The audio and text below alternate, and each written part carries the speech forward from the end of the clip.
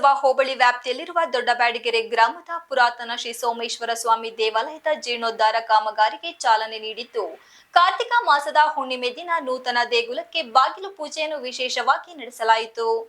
ಈ ಬಗ್ಗೆ ಪತ್ರಿಕೆಯೊಂದಿಗೆ ಮಾತನಾಡಿದ ದೊಡ್ಡಬ್ಯಾಡಗೆರೆ ಗ್ರಾಮ ಮುಖಂಡರಾದ ಬಿಎಂ ದೊಡ್ಡವೀರೇಗೌಡರು, ನಮ್ಮ ಗ್ರಾಮದಲ್ಲಿನ ಶ್ರೀ ಸೋಮೇಶ್ವರ ಸ್ವಾಮಿ ದೇವಾಲಯ ಪುರಾತನ ಕಾಲದಿಂದ ಪೂಜೆಯನ್ನು ಮಾಡುತ್ತಾ ಬಂದಿದ್ದಾರೆ. ಆಂಧ್ರಪ್ರದೇಶದ ಕೊಲ್ಲಿಪಾಕಿನಿಂದ ಜಂಗಮರು ಈ ಲಿಂಗವನ್ನು ತಂದು ಇದೇ ಗ್ರಾಮ ಈಶಾನ್ಯ ಮೂಲೆಯಲ್ಲಿ ಪ್ರತಿಷ್ಠಾಪಿಸಿದ್ದು 106 ವರ್ಷಗಳ ಇತಿಹಾಸವನ್ನು ಹೊಂದಿದೆ ಎಂದರು. ಶ್ರೀ ಸೋಮೇಶ್ವರ ಸ್ವಾಮಿ ಬಹಳಷ್ಟು ಮಂದಿ ಭಕ್ತರು ಇಂದಿಗೂ ನಡೆದುಕೊಳ್ಳುತ್ತಾರೆ. ಬೇಡಿಕೆ ಇಷ್ಟಾರ್ಥಗಳನ್ನು ಕರುಣಿಸುವ ಶ್ರೀ ಸೋಮೇಶ್ವರ ಸ್ವಾಮಿ ದೇಗುಲ ತೀವ್ರ ಶಿಥಿಲವಾದ ಹಿನ್ನೆಲೆಯಲ್ಲಿ ಗ್ರಾಮಸ್ಥರು ಮತ್ತು ವಿಶೇಷವಾಗಿ ಇಲ್ಲಿನ ಯುವಕರು ದೇವಾಲಯದ ಜೀರ್ಣೋದ್ಧಾರ ಕಾರ್ಯಕ್ಕೆ ಮುಂದಾಗಿದ್ದು, ಸದ್ಯ ರಮೇಶ್ ಶಿಲ್ಪಿಯಿಂದ ಅಡಿಪಾಯ ನಿರ್ಮಿಸಿ ಇಂದು ಶಾಸಕರ ಸಮ್ಮುಖದಲ್ಲಿ ಬಾಗಿಲು ನಿಲ್ಲಿಸಿ ಪೂಜೆ ಸಲ್ಲಿಸಲಾಗಿದೆ ಎಂದರು.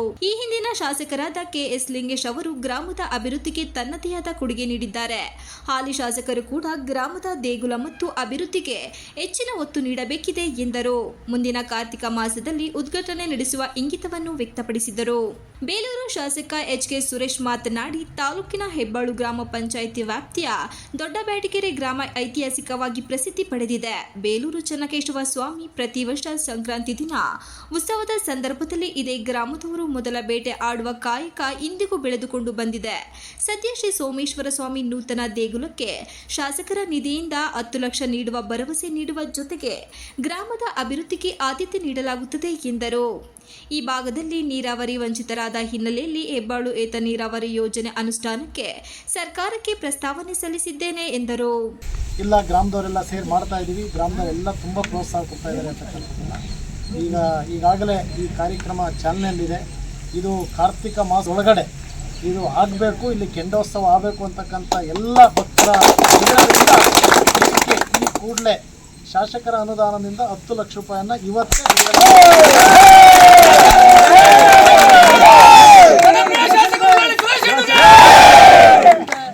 ಮತ್ತೆ ಇಷ್ಟಕ್ಕೆ ನಾನೇನಿರಲ್ಲ, ಸಂಪೂರ್ಣವಾಗಿ ಈಗಾಗಲೇ ಹೇಳಿದರು ಕಾಂಕ್ರೀಟಿನ ಇದು ವ್ಯವಸ್ಥೆ ಮಾಡಿಸ್ಬೇಕು ಅಂತಕ್ಕಂಥದ್ದು. ಆಮೇಲೆ ಗ್ರಾಮಕ್ಕೆ ಕೆರೆ ತುಂಬಲಿಕ್ಕೆ ಏನು ಅಡೆತಡೆ ಇದೆ ಅದನ್ನು ಸಹ ಕೂಡಲೇ ಸಂಬಂಧಪಟ್ಟ ಅಧಿಕಾರಿಗಳ ಜೊತೆ ಚರ್ಚಿಸಿ ಇದನ್ನು ಸಹ ಕ್ರಮ ಕೈಗೊಳ್ಳತಕ್ಕಂಥದ್ದು. ಈಗೇನು ಹೆಬ್ಬಾಳು ನಮ್ಮ ತವರು ಮನೆ ಅಂದರೆ ಬೇಲೂರಿನ ಹೆಬ್ಬಾಗಿಲು ಅಂತಕ್ಕಂಥ ಹೆಸರನ್ನು ನಾನೇ ಇಟ್ಟಿರೋದು. ಅದನ್ನು ಕಳೆದ 7-8 ವರ್ಷದಿಂದ ಅಲ್ಲಿಂದ 195 ಲಕ್ಷಕ್ಕೆ ರಸ್ತೆ ಈಗಾಗಲೇ ಆಗಿದೆ.